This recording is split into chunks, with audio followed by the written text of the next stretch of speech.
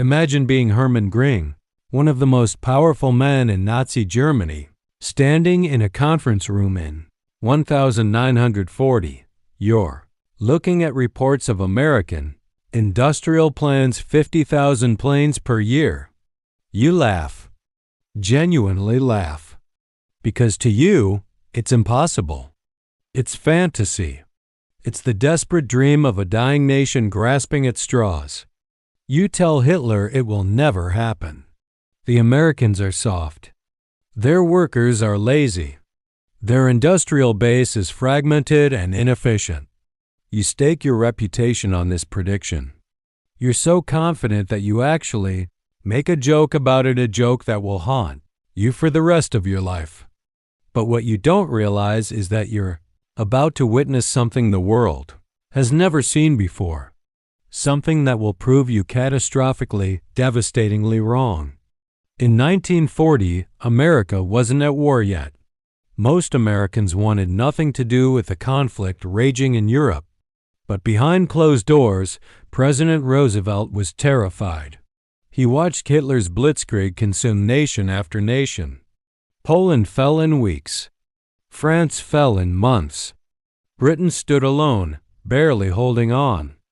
Roosevelt knew that if Germany won in Europe, America would be next. So he did something radical. He announced that America would produce 50,000 military aircraft per year. When newspapers printed this number, the world reacted with the same skepticism Göring felt. The laughter came from everywhere, from American isolationists, from military experts, from industrial analysts. How could America possibly do this? In 1939, they'd produced only 2,195 planes. In 1940, just 3,611. The gap wasn't just wide, it seemed unbridgeable. But Roosevelt didn't flinch.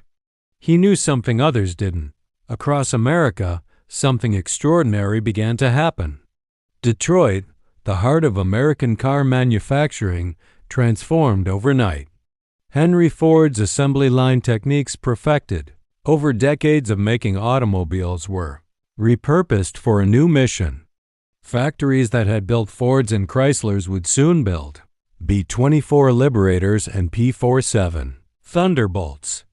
At the Willow Run factory near Detroit, Ford embarked on one of the most audacious industrial projects ever attempted. They would build an entirely new plant from scratch, one specifically designed to mass-produce B-24 bombers. The scale was staggering.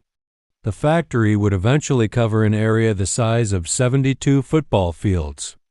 Workers would travel on bicycles to navigate from one end to the other. But here's where it gets truly astonishing. Ford didn't just build B-24s. He built them with a speed that defied belief. Within just a few years, the Willow Run factory alone would produce one complete B-24 bomber every 63 minutes. 63 minutes. Not per day, per hour. Think about that for a moment. While German factories struggled to produce a handful of planes weekly, American workers were rolling out entirely new bombers faster than you could watch a movie. But it wasn't just Ford. Across America, a nationwide mobilization unprecedented in history was underway. Douglas Aircraft, North American Aviation, Republic Aviation, all ramping up production at mind-bending speeds. Factories that had never built a single airplane were suddenly producing hundreds. And the workforce? This is where the real miracle happened.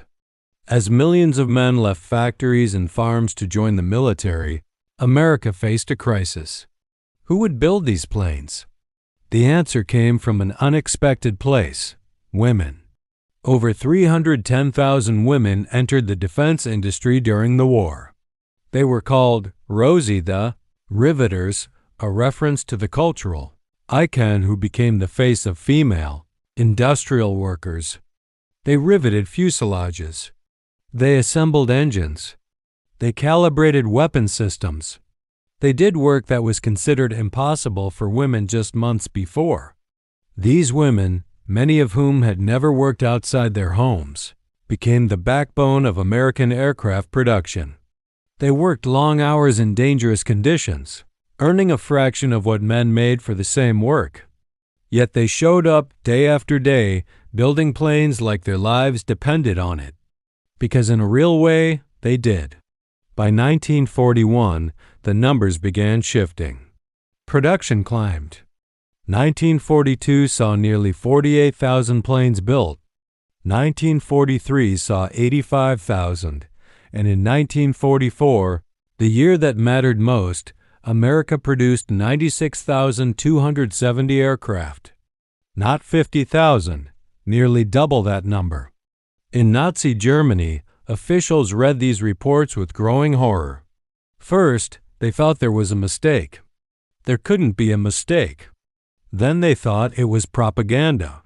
Surely the Americans were exaggerating. But the reality arrived on German soil with terrifying clarity. American bombers, produced in these unimaginable quantities, darkening the skies over Berlin, over Munich, over every major German city. Hermann Göring's Luftwaffe, once the most feared air force in the world, found itself utterly overwhelmed. There were only so many German fighter pilots and only so many German planes to counter this American onslaught. For every German fighter shot down, 10 more American bombers replaced it. The mathematics of industrial production had become the mathematics of warfare. Göring watched his prediction crumble. Months passed and the reality became impossible to deny. The Americans had done it. They'd exceeded his worst fears. In fact, they'd exceeded his worst fears so thoroughly that Germany could no longer defend itself from the skies. Luftwaffe pilots faced an endless tide of enemy aircraft. Some missions saw dozens, then hundreds of American bombers approaching German airspace simultaneously. There simply weren't enough German fighters to stop them all. The skies that had once belonged to Germany now belonged to America. By 1944 and 1945, Allied air superiority had become absolute. German cities burned night after night. Industrial plants that might have produced tanks or weapons were obliterated from above. Germany's war effort, starved of resources and relentlessly pounded from above, began its final collapse. The factories worked overtime, but even overtime couldn't match what America was producing. And then came the war's end. When Allied forces finally defeated Germany and liberated the concentration camps, when the full horror of Nazi brutality was revealed to the world, there was no question about what had made victory possible.